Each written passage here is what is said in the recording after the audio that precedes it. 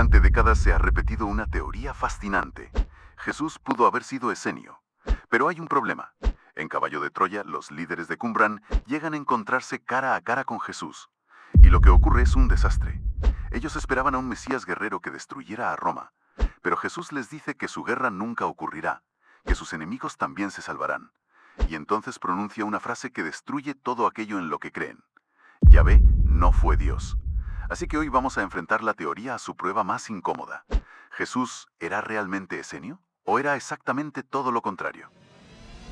El que tenga oídos, que oiga. Durante décadas, una de las teorías conspirativas y teológicas más famosas de la historia afirmaba que Jesús de Nazaret era en secreto un monje extremista del desierto. La famosa conexión esenia, claro. Eso es. Y hoy vamos a ver qué pasa cuando pones a ese Jesús en la misma habitación que esos monjes extremistas.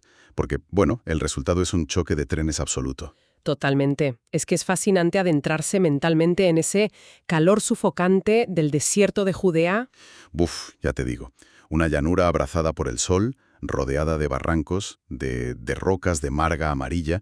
Un escenario extremo que esconde la teoría de que el mensaje del Galileo fue moldeado justo ahí, en el aislamiento estricto de la comunidad de Qumran. Es una hipótesis que ha llenado bibliotecas enteras. A ver, la idea siempre ha sido que no surgió de la nada, sino de ese caldo de cultivo tan específico.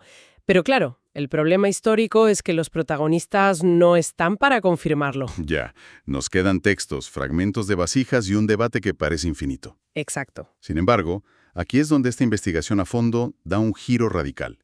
Hoy no vamos a debatir legajos polvorientos ni hacer una revisión enciclopédica aburrida. Vamos a entrar directamente en la reconstrucción que ofrece la saga, porque en este relato, el mayor Jasón entra físicamente en esa hermética ciudadela de Qumran con esta misma duda en la cabeza. Y lo que empieza como una simple observación teórica se transforma en un experimento explosivo en tiempo real. O sea, los propios líderes esenios deciden viajar para plantarse cara a cara frente a Jesús. Es que ese es el verdadero motor narrativo. La gran pregunta de si Jesús fue esenio evoluciona hacia una cuestión de pura tensión.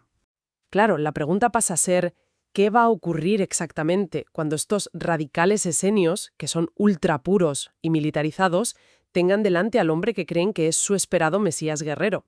Para visualizar la magnitud de esto, propongo una analogía para quien nos escucha. Es como imaginar a dos eruditos debatiendo pacíficamente en un laboratorio sobre si el agua y el aceite pueden mezclarse, hasta que alguien agarra ambos líquidos, los vierte en un recipiente cerrado y lo agita con una violencia extrema. ¡Madre mía! Es la definición perfecta de lo que pasa aquí. Antes de continuar, hacemos un breve paréntesis. Queremos recordarles que este podcast no sustituye leer la obra de J.J. Benítez. Si aún no tienen su ejemplar, lo pueden conseguir en el link de la descripción. Además, para que se lleven lo mejor de este episodio, hemos diseñado un material descargable. Quédense con nosotros porque al decir la palabra clave, solo deben escribirla en comentarios para recibirla. Seguimos con el tema de hoy. Así que ubiquémonos en el terreno. Jasón llega a Qumran, también llamada Secacá, acompañado de dos discípulos de Jesús, que son Tomás y Bartolomé. Hay que imaginarse una atmósfera, asfixiante. Sí, cientos de cuevas diminutas perforando los cañones, un sol que calcina esa tierra blanca. Y un aislamiento del mundo exterior que resulta casi carcelario, la verdad. Y en medio de ese infierno de yeso y arena está la comunidad. Jasón observa a estos hombres guiados por Jone. Jone es el maestro instructor, el masquil. Vale, el líder. Eso es. Son individuos famélicos, consumidos por las privaciones, pero atléticos al mismo tiempo. Y todos visten de un blanco inmaculado, que contrasta brutalmente con esa tierra tan árida. O sea, funcionan a todos los efectos como un búnker apocalíptico de extrema rigidez. Totalmente. Todo en su vida gira en torno a una pureza ritual obsesiva. Hablamos de baños constantes, cambios de ropa continuos. Desprecian absolutamente la corrupción que, según ellos, ha tomado el Templo de Jerusalén. Fíjate si es profundo ese desprecio, que ni siquiera siguen el mismo calendario que el resto de los judíos. Ostras, es verdad. Usan un calendario solar propio de 364 días. A ver, detengámonos en eso del calendario un momento porque me parece un detalle súper revelador. No es solo una curiosidad astronómica, es una declaración de intenciones en toda regla. Claro, es un mecanismo de aislamiento puro y duro. Piensa en el porqué. Si usas un calendario de 364 días mientras el templo usa otro, tus fiestas sagradas, tu Pascua, todo, caen días completamente distintos a los del resto del mundo judío. Es una forma de decir que hasta sus hermanos están tan corruptos que celebran a Dios en el día equivocado. Exacto. Solo ellos son los puros. Se autodenominan los hijos de la luz. Y ojo, su objetivo en ese desierto no es meditar buscando la paz interior, para nada. Se están preparando para la inminente llegada de un Mesías libertador. Un caudillo militar que lideraría una masacre contra los Kitim, los romanos, vamos. Eso es. Pero, espera, esto me cuesta encajarlo. A ver, si son monjes que se aíslan en el desierto para rezar, bañarse continuamente y huir del mundo, ¿por qué de repente buscan a un general sanguinario? Parece una contradicción tremenda, ¿no? De la pureza extrema a la masacre militar. Ya, suena raro, pero es que hay que entender el trauma geopolítico de la época. Judea está bajo ocupación.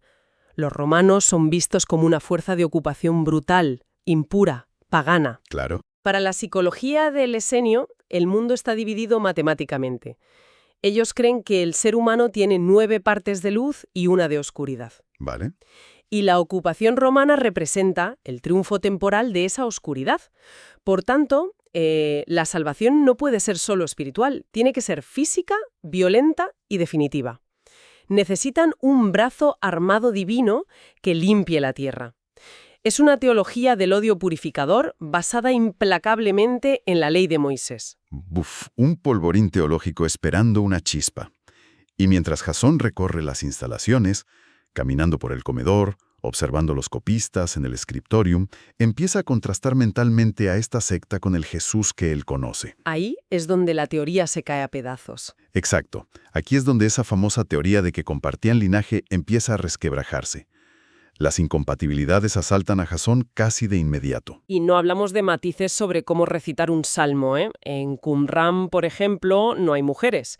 La comunidad las repudia, las considera una fuente de impureza directamente. Y Jesús, por el contrario, se rodea de un grupo de mujeres y las trata de igual a igual. Efectivamente. Pero donde la diferencia se vuelve un abismo insalvable es en el trato a la enfermedad. Claro, el tema de los enfermos es clave. Aclaremos por qué los esenios actuaban así frente a un ciego o a un tullido. Pues porque para el rigorismo de la época, y especialmente para los esenios, la enfermedad no es un problema biológico, es la manifestación física del pecado. O sea, si estás enfermo, es que Dios te está castigando. Eres impuro y debes ser marginado. Claro, tocar a un enfermo es mancharte tú mismo. Y sin embargo, ¿qué hace Jesús? Los busca deliberadamente, los toca y los sana. Para él la enfermedad no es un castigo, es una oportunidad para la gracia. Y en Qumran, además, aplican castigos severísimos. Fomentan el odio al enemigo, mientras que el maestro predica el amor a los enemigos y jamás impone un castigo. Exacto. Son dos mundos opuestos. Por cierto, ya tienen la palabra clave en pantalla. Si quieren recibir el material complementario de este episodio, escríbanla en los comentarios. Y ahora sí, porque lo que ocurre a continuación es lo que convierte todas estas diferencias en algo mucho más serio. Ojo con esto, porque si analizamos las pistas junto a Jasón, es evidente que son visiones del universo diametralmente opuestas. Si los esenios son el rigor de la ley convertida en piedra, el Galileo es la ruptura total de ese rigor. Y justo con esta disonancia resonando en la cabeza de Jasón, ocurre el gran error, el detonante de toda la crisis. Madre mía, la que lían en la sala de guardia. Sí. Oni pregunta por los rumores sobre ese hacedor de maravillas de Galilea. Y Tomás y Bartolomé, los discípulos, cegados por su propio entusiasmo y sin medir ni una sola de las consecuencias, cometen un error catastrófico. Le presentan a Jesús exactamente como el Mesías guerrero, el rompedor de dientes que los esenios llevan décadas esperando. Le pintan el retrato de un líder militar que echará a los romanos al mar. Jasón se da cuenta al instante del desastre inminente. O sea, es como ver un accidente a cámara lenta. Totalmente. Jasón intenta intervenir, claro, advirtiendo que el maestro es muchísimo más que un simple libertador político. Pero los discípulos, en su torpeza, lo ignoran por completo. Y los esenios anotan con avidez cada palabra con tintes militares, lo que desencadena un giro narrativo espectacular. Joni, completamente fascinado por la idea de que su líder militar por fin ha llegado, toma una decisión sin precedentes. Abandona su estricto aislamiento. Eso es, reúne a 3 miembros de su consejo y anuncia que viajarán al oasis de Engedi para conocer a su Salvador. La brecha irónica aquí es monumental. Joni cabalga convencido de que va a jurar lealtad a un general sediento de sangre. Percibe como el tic-tac de una bomba. Debe ser insoportable cabalgar devorado por esa ansiedad, haciendo las últimas comparaciones mentales. Jasón mira a los esenios a su lado, fanáticos ciegos de la Torá, y sabe que Jesús no responde ante esas leyes. Responde ante quien él llama su Padre Azul. Exacto. Es que si analizamos la psicología de ese viaje, Oni no lleva solo esperanzas en sus alforjas, lleva su identidad entera, forjada en la sed y la privación del desierto durante años. Claro. Todo su sacrificio vital tiene sentido solo si al final de ese camino hay una guerra santa. Es el preludio a lo que ocurre cuando un fanatismo ciego está a punto de estrellarse contra una realidad incomprensible. Y entonces llegan al campamento de Engedi. La colisión frontal. Este es verdaderamente el corazón de esta investigación. El encuentro inicial ya descoloca cualquier expectativa militar. Sí, porque Jesús no los recibe pasando revista a unas tropas, los recibe con abrazos. Con muchísimo afecto, sin un solo rastro de la severidad o la frialdad propias de los autodenominados hijos de la luz. Pero claro, Oni va a lo que va. Tras la cena, no pierde ni un segundo en cortesías y lanza la pregunta que ha motivado todo su viaje. Le dice, directamente, ¿eres el Mesías libertador? La reacción en la tienda lo dice todo. Jesús mira a Tomás y Bartolomé, quienes bajan la mirada, muertos de vergüenza por el lío en el que lo han metido. Y Jesús responde rechazando de plano, con una contundencia total, cualquier etiqueta militar. Es brutal ese momento. Declara ante la cúpula esenia que su reino es invisible y alado, que no necesita ni espadas ni escudos. Y asesta la estocada definitiva. Les asegura mirándolos directamente que ese Mesías militar por el que llevan toda la vida preparándose, simplemente no llegará nunca. Es que hay que detenerse en el impacto demoledor de esa revelación. Pensemos en cómo funciona la disonancia cognitiva. Tienes a unos hombres que han sacrificado absolutamente todo por una idea inamovible de la victoria violenta. Sí. Y el hombre que tienen delante, su supuesto salvador, les acaba de decir que la guerra ha sido cancelada permanentemente. ¿Cómo respira el fanatismo ante esto? Su razón de ser entera acaba de ser borrada de un plumazo. Que es desarmar a alguien quitándole el mismo suelo que pisa. Pero Joni se aferra al clavo ardiendo de las Escrituras. Invoca la Torá y pone sobre la mesa el destino de Jerusalén. Para los esenios es un hecho incuestionable que ellos van a conquistar la ciudad santa. Y masacrar a los impuros en una guerra de exterminio de 6 años, nada menos. Exacto. Necesita que Jesús valide esa profecía de alguna forma.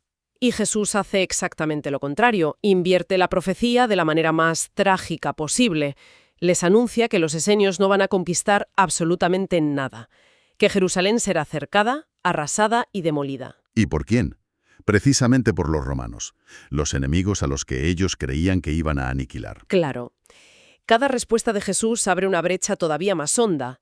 Joni intenta acorralarle teológicamente, pero el Galileo responde pintando un destino trágico, inevitable y totalmente opuesto al dogma radical de Qumran. El estupor en esa tienda tiene que cortarse con cuchillo, lo que nos lleva a una escalada directa en el interrogatorio, porque ya no es curiosidad, es un acorralamiento desesperado.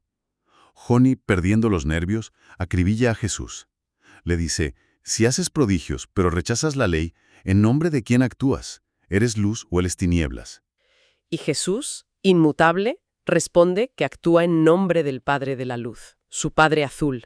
A lo que Joni, en un esfuerzo agónico por encajar a este ser incomprensible dentro de su teología cuadriculada, lanza la pregunta clave. ¿Te refieres a Yahvé? Madre mía. Y Jesús le responde, con una calma brutal, más arriba. Joni estalla en ese momento. Siente que se están burlando de él en su cara. Para un purista de la ley, gritar que hay algo por encima de Dios es la blasfemia suprema. Y es justo ahí cuando Jesús suelta la revelación que paraliza por completo el oasis. La frase reservada para el punto álgido del encuentro. Con toda la gravedad del mundo, sentencia. Yahvé no fue Dios.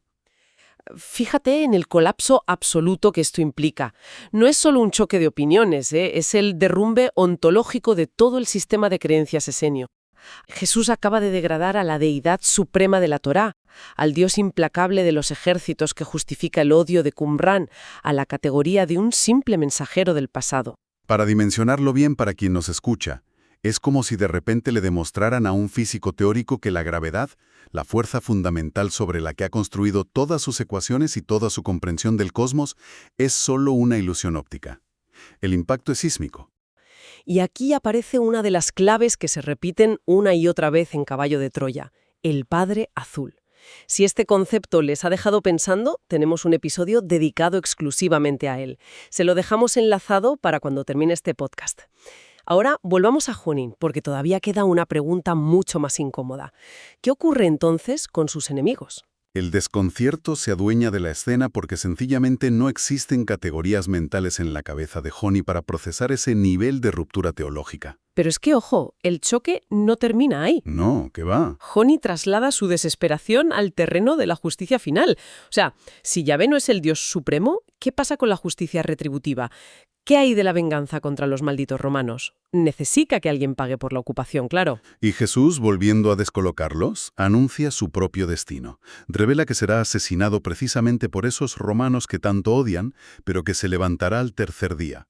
Los esenios literalmente no entienden nada. Lo toman por un loco incurable.